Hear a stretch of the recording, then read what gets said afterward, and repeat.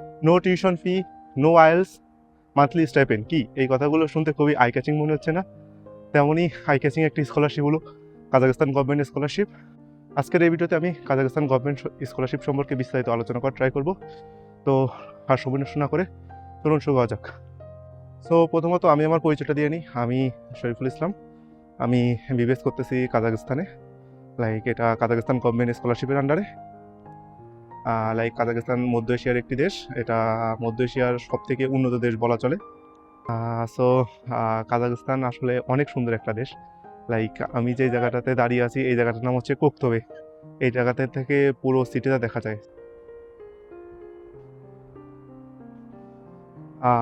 This is আলমাটি। অপরূপ সৌন্দর্যের একটি দেশ কাজাখস্তান। লাইক পাহাড়ের কোল ঘেঁষিত একটি দেশ। এই যে পুরো আলমাটি শহর। সো ভিউ দেখানো অনেক হইলো, এবার আসি মূল টপিকে। আপনি কিভাবে অ্যাপ্লাই করবেন কাজাখস্তান গভর্নমেন্ট স্কলারশিপে, এর প্রসেসটা কি। কাজাখস্তান গভর্নমেন্ট স্কলারশিপ সম্পর্কে টোটাল 3টা সিরিজে নিয়ে আসার চিন্তা ভাবনা করতেছি। আজকের ভিডিওতে আমি আলোচনা করার ট্রাই করবো এই স্কলারশিপের সুবিধা অসুবিধাগুলো, দেন আপনি কিভাবে অ্যাপ্লাই করবেন, এটা সেকেন্ড পার্ট।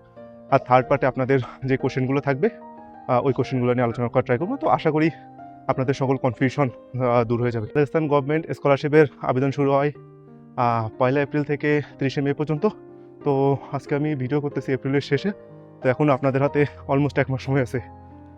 অনেকদিন হ্যাকিং করা হয় না, এই জন্য অনেকটা হাঁফড়ে গেছি। তাই তো আমাদের এখানে স্প্রিং চলে আসছে।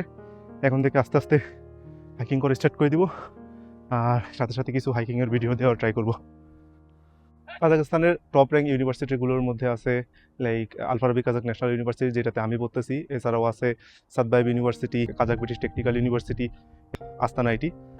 বাট এছাড়াও আরও কিছু ইউনিভার্সিটি আছে, ওগুলো স্ট্যান্ডার্ড।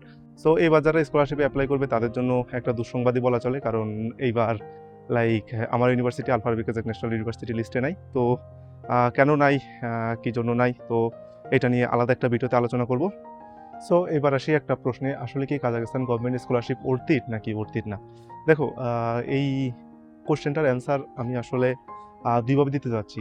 প্রথমত স্টুডেন্ট, তুমি কতটা আগ্রহী এবং তুমি কতটা পড়াশোনা নিয়ে সিরিয়াস, ঠিক আছে, এই একটা বিষয়। আর সেকেন্ড বিষয় হচ্ছে গিয়ে তোমার ফাইন্যান্সিয়াল অ্যাবিলিটি, তোমার কতটুকু সক্ষমতা আছে স্টুডেন্ট হিসাবে তুমি বাইরের দেশে সার্ভাইভ করার মতো। তো সব কিছু মিলায়ে আমার অ্যান্সার হবে এটা ডিপেন্ড করবে তোমার অবস্থানের উপরে। আসি কাজাখস্তানের লিভিং এক্সপেন্স নিয়ে। কাজাখস্তান আসলে বেশ ভালোই এক্সপেন্সিভ, বিশেষ করে আলমাটিতে তুমি যদি একটা অ্যাপার্টমেন্ট না, তুমি যদি একটা হোস্টেলে একটা সিট নিতে যাও, একটা রুমে 4 জন থাকবে, এই 4 জনের ভাড়া পড়বে অলমোস্ট 50,000 টেঙ্গে, যেটা এখনকার রেট হিসাবে 13-14 হাজার টাকাতে চলে যাবে। কারণ এখন গুগল রেট হিসাবে টাকার মান বেশ খানিকটা ফল করেছে। এবার সে খাওয়া দাওয়া আলমাটিতে বেশ ভালো এক্সপেন্সিভ। তুমি যদি রান্না করে খেতে চাও, তুমি যদি অন্য কিছু না খাও, শুধু রান্না করে খাবা, তোমার যদি এরকম চিন্তাভাবনা থাকে, তারপরেও তোমার মিনিমাম 30-40-50 হাজার টেঙ্গে চলে যাবে আর কি। এবার আসি কাজাখস্তান গভর্নমেন্ট স্কলারশিপের সুবিধা আর অসুবিধাগুলো নিয়ে। লাইক প্রথমে সুবিধার কথাগুলো বলি। এখানে প্রথমত তোমার টিউশন ফি দেওয়া লাগছে না, তোমার টিউশন ফি সম্পূর্ণভাবে ফ্রি। তাছাড়া মান্থলি তোমাকে স্টাইপেন্ড দিবে, মান্থলি অলমোস্ট 54,000 টেঙ্গি এখন দেয়। ওইটা অলমোস্ট $100 ধরতে পারো এখন। আর যারা medicine and health care faculty এর আন্ডারে আছে জেনারেল মেডিসিন, তারপরে যেটা বাংলাদেশে এমবিবিএস বলে আর কি, নার্সিং, পাবলিক হেলথ, ফার্মাসি, এদের দেয়, মানে আমাদের দেয় 84,000 টেঙ্গে করে। তবে সত্য হলো আমাদের আর কি 70% মার্ক লাগবে, যেটা মেড ফ্যাকাল্টিতে মেডিসিনের অলমোস্ট ইম্পসিবল না, ইম্পসিবল বললে ভুল হবে। এখানে মোস্ট অফ দ্য স্টুডেন্ট আর কি মেডিসিন ফ্যাকাল্টি, স্পেশালি জেনারেল মেডিসিনের, এরা কি বলবো, স্টাইপেন্ড উঠাইতে পারে না। তো এবার আসি কাজাখস্তান গভর্নমেন্ট স্কলারশিপের অসুবিধাগুলো নিয়ে। প্রত্যেকটা স্কলারশিপের কিছু সুবিধা আর অসুবিধা আছে। প্রথম অসুবিধা হলো এখানে কোনো এয়ার দিবে না। সেকেন্ড বিষয় হলো এখানে বেসিক্যালি 2টা ফ্যাকাল্টি, বাট বিশেষ করে আলফারাবিতে যারা থাকে এদের মেডিসিন ফ্যাকাল্টিতে ডর্ম পাওয়া খুবই টাফ বিষয়। যদি বা আলফারাবি এবার লিস্টে থেকে বাদ, তো আলফারাবি নিয়ে আর কথা না বলি। অন্যান্য ইউনিভার্সিটিতে ডর্ম দেয়, বাট ডর্মের ফেয়ার অলমোস্ট 30,000 টেঙ্গে। আর তুমি যদি খাইতে ওই যে আমি আগে বলছিলাম যে 50,000 টেঙ্গের প্লাস যাবে।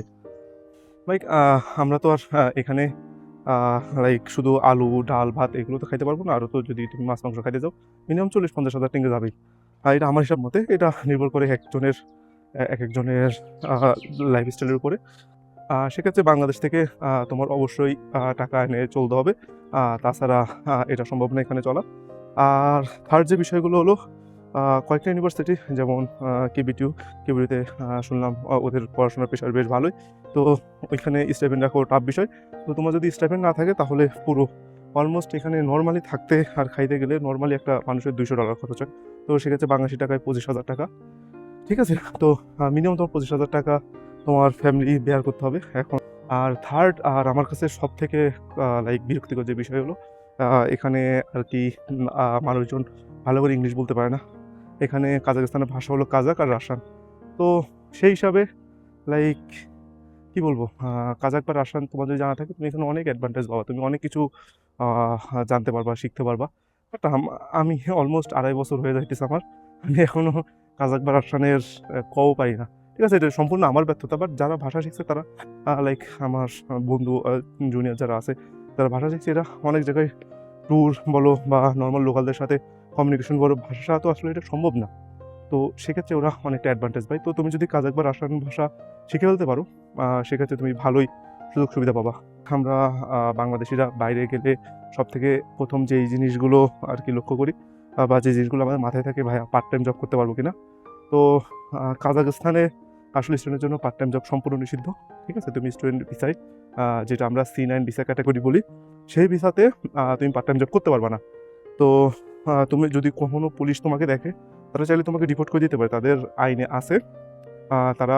তাদের আইনে আছে, যদি কোনো স্টুডেন্ট কাজ করা অবস্থায় ধরতে পারে, আইদার ফাইন দিবে মিনিমাম 1.5 লাখ টেঙ্গে, যেটা বাংলাদেশি টাকায় 40-50 হাজার টাকা আসে। আর যদি তুমি একবার বা দুইবার ধরা খাও, দেন ইউনিভার্সিটির সাথে কথা বলবে, ইউনিভার্সিটি কখনোই তোমার এই লায়াবিলিটিস নেবে না যে তুমি কাজ কেন করতেছো। কারণ বেসিক্যালি কাজাখস্তানে পড়তে আসে ইন্ডিয়ানরা, লাইক ইন্ডিয়ানরা যারা আসে ওরা সেলফ ফান্ডেড মেডিসিনে পড়তে আসে। ঠিক আছে, তো ওদের তো আর কাজ করার কোনো প্রয়োজন পড়ে না। তো বিশেষ করে স্কলারশিপে যারা আছে আমি তাদের দেখছি এরাই বেশিরভাগ কাজ করে থাকে। তো এদের আর কি যদি কখনো পুলিশে ধরে তাহলে আর কি ডিপোর্ট হওয়ার একটা সম্ভাবনা আছে। তো কাজের চ্যাপ্টার বাদ, কাজাখস্তান কি আমাকে পিআর দেবে কিনা। সো কাজাখস্তানে আসলে পার্মানেন্ট রেসিডেন্সি স্টুডেন্টদের ওইভাবে দেয় না। লাইক তুমি যে সময় গ্রাজুয়েট হয়ে যাবে, আমাদের প্রত্যেক বছর ভিসা রিনিউ করতে হয়। ঠিক আছে, তো তুমি যখন গ্রাজুয়েট হয়ে যাবে তোমাকে এক্সিট ভিসা দিয়ে দিবে। তো এখানে পিএর নিয়ে আসলে লাভও নাই, কারণ কাজাখস্তানে তুমি যদি আমাদের লং টার্ম থাকার চিন্তা ভাবনা করো, তাই এখানে অবশ্যই কেউ লং টার্ম থাকার চিন্তা ভাবনা করে না।